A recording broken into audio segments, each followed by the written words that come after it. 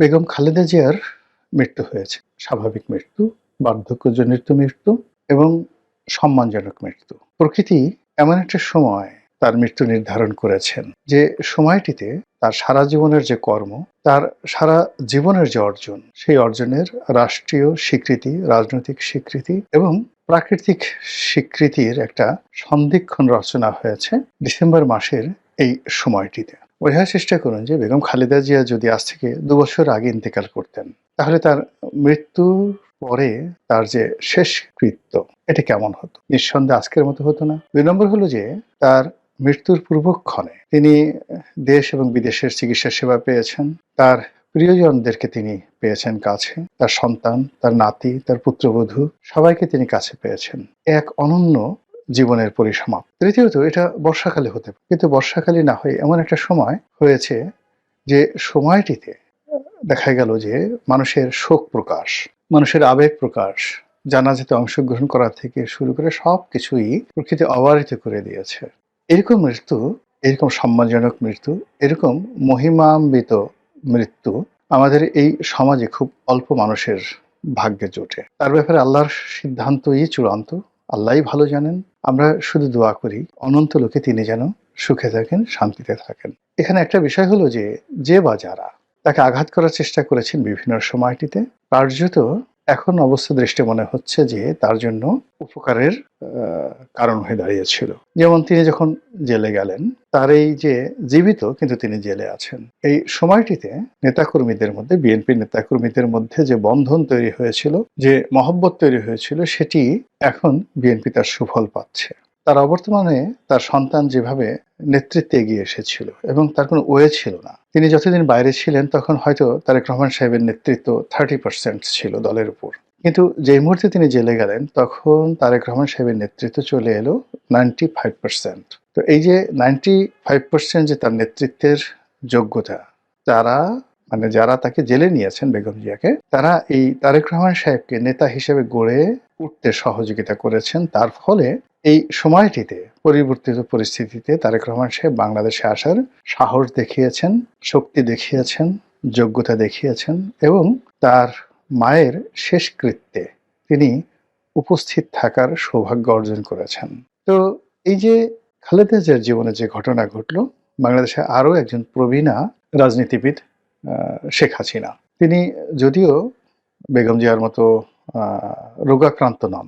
বেগম জিয়ার দুটো খুব সিরিয়াস সমস্যা ছিল। একটা ছিল আর্থ্রাইটিসের সমস্যা, বাতের সমস্যা, এবং এইগুলোর কোনো চিকিৎসা হয় না। একবার যদি আপনি এই রোগ দ্বারা আক্রান্ত হন, ডায়াবেটিস, বাত, এগুলো আপনাকে সারা জীবন বহন করতে হয়। তার দ্বিতীয় আরেকটা সমস্যা ছিল লিভার সিরোসিস। এটাকে এক ধরনের লিভার ক্যান্সার বলা হয়। এটা একমাত্র হলো যে নির্দিষ্ট বয়স পর্যন্ত, সম্ভবত 50 বা 60 বছর পর্যন্ত একটা শরীর আপনাকে ধারণ করতে পারেন আপনি, যখন আপনার এই শরীর থেকে লিভারটা খুলে নিয়ে নতুন একটা লিভার লাগানো যায়। কিন্তু বেগম জিয়ার যে বয়স, সেই বয়সে আসলে এটা অপারেশন করা সম্ভব ছিল না। ফলে এই দুটো রোগ নিয়ে তিনি বেঁচে ছিলেন। তো সেই অর্থে শেখ হাসিনার কার্যত এরকম কোনো দৃশ্যমান রোগ আছে আমরা জানি না। তিনি এখনো শক্তিশালী, সামর্থ্যবান বা সামর্থ্যবতী এবং যথেষ্ট তার যে ব্রেইন, কথাবার্তা বলা, প্রত্যুৎপন্নমতিত্ব, নেতৃত্ব দেওয়ার ক্ষমতা এবং রেসপন্ড করার ক্ষমতা, এটি এখনো বহাল আছে। কিন্তু তারপরে তারও কিন্তু বয়স হয়েছে। তিনি বেগম জিয়ার খুব কাছাকাছি। তো এখানে আমি যেটি আতঙ্ক অনুভব করছি সেটা হলো, আমরা ছোটকালে একটা গল্প পড়েছি, কালা পাহাড় ধলা পাহাড়। তো সেই গল্পের আলোকে যদি আপনি বেগম জিয়া এবং শেখ হাসিনার রাজনীতি মূল্যায়ন করেন, তাহলে দেখবেন যে দুজন কিন্তু একজন অপরজনের পরিপূরক। তাদের জীবনের প্রাপ্তি এবং তাদের জীবনের অপ্রাপ্তি, তাদের জীবনের দুঃখ, কষ্ট, বেদনা এবং যা কিছু, এটা একে অপরের পরিপূরক। তাদের জন্ম প্রায় সমসাময়িক কালের, কর্মও তাদের সমসাময়িক কালের। তারা উভয়ই একজন পিতার পরিচয়, একজন স্বামীর পরিচয়। তারা পরিচিত, কিন্তু তাদের যাদের পরিচয় তারা পরিচিত ছিলেন, যেমন বঙ্গবন্ধু বা জিয়াউর রহমান সাহেব, তাদের যে জীবদ্দশায় ওনারা কখনো রাজনীতির কথা কল্পনাও করেননি। আবার তাদের অবর্তমানে প্রকৃতি এমন একটা অবস্থা করে দিয়েছে যে তারা প্রায় সমসাময়িক কালে রাজনীতিতে পদার্পণ করেছেন এবং একই পরিবেশে, একই মাঠে, একই রণাঙ্গনে ভিন্ন ভিন্ন অ্যাঙ্গেল থেকে দুজন যুদ্ধ করেছেন। দুজনের মধ্যে মনস্তাত্ত্বিক দূরত্ব ছিল, ঈর্ষা ছিল, ক্ষোভ ছিল, ক্রোধ ছিল। আবার তারা নিজেরাও হয়তো জানতেন না যে তাদের সঙ্গে, পরস্পরের সঙ্গে কি প্রাকৃতিক বন্ধন আল্লাহ তৈরি করে দিয়েছে। এরকম ঘটনা যখন ঘটে, আপনি যখন দেখবেন যে পৃথিবীর কিছু কিছু মানুষ একসঙ্গে আসে। যেমন বঙ্গবন্ধু যে সময়টাতে ছিলেন, ওই সময়টিতে বঙ্গবন্ধুর সমপর্যায়ের অনেক বিশ্ব নেতা, সেটা মার্শাল টিটো বলেন, ফিদেল ক্যাস্ট্রো বলেন, ইয়াসির আরাফাত বলেন, ইন্দিরা গান্ধী বলেন, তারপরে মিশরের আনোয়ার সাদাত বলেন, এরকম অনেকে ছিলেন যাদের সঙ্গে বঙ্গবন্ধুর বন্ধুত্ব ছিল। আবার যে সময়টিতে জিয়াউর রহমান সাহেব ক্ষমতায় এলেন, ঠিক সেই সময়টিতে পাকিস্তানে জিয়াউল হক, তারপরে অন্যান্য দেশে তার মতো যারা মিলিটারি জিনিয়াস ছিলেন, ইন্দোনেশিয়াতে সুহার্তো ছিলেন, তো সবাই জিয়াউর রহমানের সমপর্যায়ে যারা লোকজন ছিলেন সেই সময়টাতে ছিলেন। আবার শেখ হাসিনা খালেদা যে সময়টিতে এসছেন, ওই সময়টিতে আপনি দেখেন যে শ্রীমাবু বন্দ্যোপাধ্যায়ের কন্যা বেনজির ভুট্টো, বেগম খালেদা জিয়া, শেখ হাসিনা, মানে ওনারা সবাই ঠিক একই সময়ে রাজনীতিতে, ফিলিপাইনে কোরাজেন একুইনো একই সময় তারা রাজনীতিতে তাদের অভিষেক হয়েছে। ব্রিটেনেও মানে অনেক যারা মহিলা নেতৃত্ব হয়েছে, জার্মানিতে মহিলা নেতৃত্ব, এই সবাই সমসাময়িক কালের। তো যখন হয়, মানে একজন যখন আজরাইলের কবলে পড়েন, একজনের যখন মৃত্যু হয়, একজনের যখন সফল হন, একজন যখন সার্থকতা পান, ঠিক কাউন্টার আর একজনের ঠিক সেম ঘটনা ঘটে। যে দুর্ভোগ এবং দুর্দশা খালেদা জিয়ার জীবনে ছিল, সেই দুর্ভোগ এবং দুর্দশা এখন শেখ হাসিনাকে তাড়া করছে। এবং সেই দুর্ভোগ দুর্দশা যখন কেটে গেছে খালেদা জিয়ার, ঠিক সেই সময় শরীর তার সাথে বিট্রে করে বসেছে এবং তিনি প্রকৃতির ডাকে সাড়া দিয়েছেন, যেটি শেখ হাসিনার জন্য অনিবার্য। তো যেটা বলছিলাম যে বেগম খালেদা জিয়ার অবর্তমানে যেভাবে বিএনপি নেতৃত্ব প্রতিষ্ঠিত হয়েছে দেশে এবং দেশের বাইরে, শেখ হাসিনার অবর্তমানে সেই নেতৃত্বটি কি আওয়ামী লীগের মধ্যে প্রতিষ্ঠিত হচ্ছে?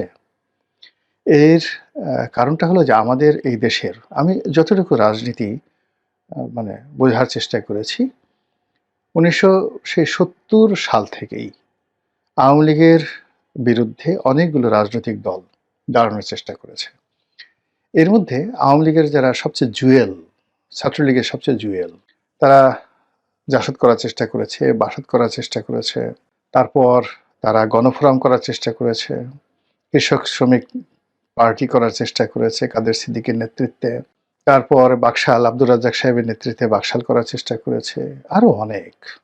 একাগারের সময় সেই সংস্কারবাদী আওয়ামী লীগ করার চেষ্টা করেছে, কিন্তু আওয়ামী লীগের বাইরে কোনো দল করা যায়নি। একইভাবে বিএনপি বহুবার ভেঙেছে, বহু লোক গিয়েছে, তৃণমূল বিএনপি, তারপর এসেছে জনতা দল, আরও কত দল, কিন্তু বিএনপির বাইরে নেওয়া যায়নি। জিয়া পরিবারের বাইরে, শেখ পরিবারের বাইরে রাজনীতি নেওয়ার বহু চেষ্টা হয়েছে, এখনো হচ্ছে, কিন্তু কোনো অবস্থাতেই হালে পানি পাচ্ছে না। আমাদের দেশের প্রকৃতি এবং পরিবেশ কেন জানি এই পারিবারিক ট্র্যাডিশন এবং এই দুটো দলের রাজনীতির মধ্যে তারা, মানে যাকে বলা হয়, নিজেদেরকে কেন্দ্রীভূত করে ফেলেছে। তো সেই অর্থে বিকল্প চেষ্টা করা যেতে পারে। আপনি ধরুন এই যে গত 17 মাস ধরে বা 16 মাস ধরে জুলাই আগস্ট বিপ্লবের পর ডক্টর মোহাম্মদ ইউনূস কি না করেছেন, জামাত কি না করেছে এই সময়টিতে সকল ইসলামিক দলগুলোকে একত্র করার জন্য, কিন্তু তারা তো পারেনি। এনসিপি কি না চেষ্টা করেছে, এনসিপির সঙ্গে তাবৎ পৃথিবীর অনেক বড় বড় শক্তি চেষ্টা করেছে যে এই তরুণদের দলটি প্রতিষ্ঠা পাক, কিন্তু বানের জলের মতো তারা বিএনপির জোয়ারের সামনে ভেসে যাচ্ছে। এই যে একটা অবস্থা, সেই অবস্থার প্রেক্ষিতে বিকল্প নেতৃত্ব তৈরি করার চেষ্টা হবে, আগামীতে হবে, এখনো হচ্ছে, এবং এটা ভালো। কিন্তু তার সঙ্গে সঙ্গে যেটা আমাদের আছে, বিএনপি আছে, আওয়ামী লীগ আছে, এই দলগুলোর মধ্যে যদি ভালো নেতৃত্ব তৈরি হয়, যেহেতু এর বাইরে আমরা জনগণকে নিতে পারছি না, জনগণের মন মানসিকতাকে নিতে পারছি না, ফলে এই দলগুলোর মধ্যে যদি ভালো নেতৃত্ব তৈরি হয়, এজন্য যদি আমরা সাহায্য করি, সহযোগিতা করি, বুদ্ধি দেই, পরামর্শ দেই, উৎসাহ দেই, তাহলে হয়তো দেশের জন্য তুলনামূলক ভালো হবে এবং ওই যে একটা কথা আছে না যে গ্রামে এক ডাক্তার, হাতুড়ি ডাক্তার, ভীষণ রকম জনপ্রিয়। তো সেই গ্রামে একজন এমবিবিএস ডাক্তার এলেন। এখন এমবিবিএস ডাক্তার এলেন কিন্তু এমবিবিএস ডাক্তারের কাছে কোনো রোগী যায় না।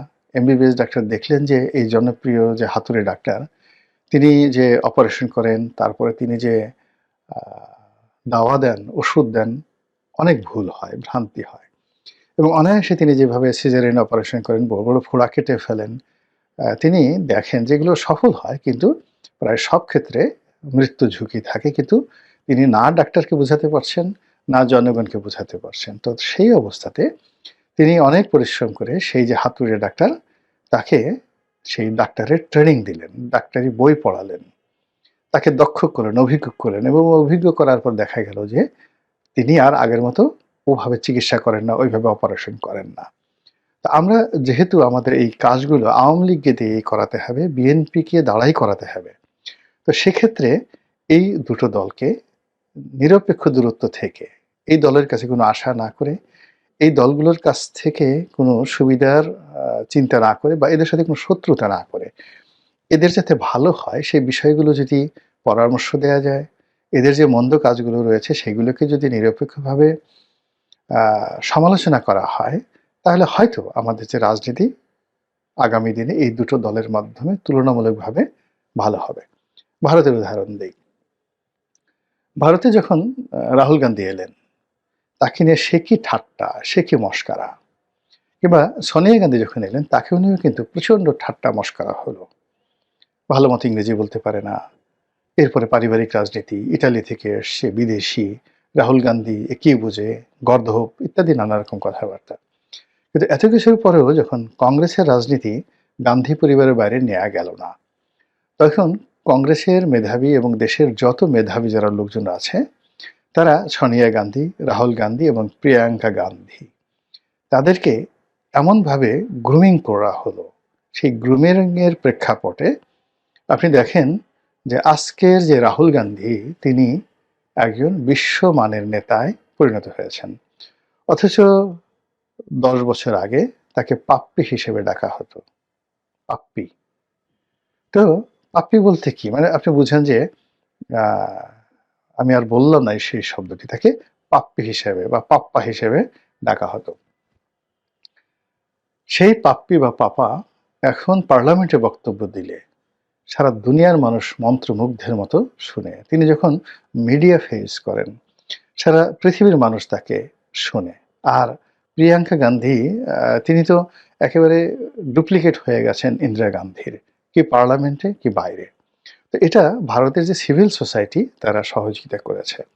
তো আমাদের দেশেরও রাজনীতির যে বাস্তবতা, এখানে আসলে খুব বেশি পণ্ডিত, খুব বেশি পাণ্ডিত্য, খুব বেশি যাকে বলা হয় দেশি বিদেশি ডিগ্রিধারী লোকজন যারা আছেন, তারা আমাদের এই রাজনীতির আবহাওয়া বা হাওয়া বাতাসে বড় হতে পারেন না। যেভাবেই হোক না কেন রাজনীতির যে ট্র্যাডিশনটা হয়ে গেছে, ঐতিহ্য হয়ে গেছে, এর বাইরে আমরা যেতে পারব না।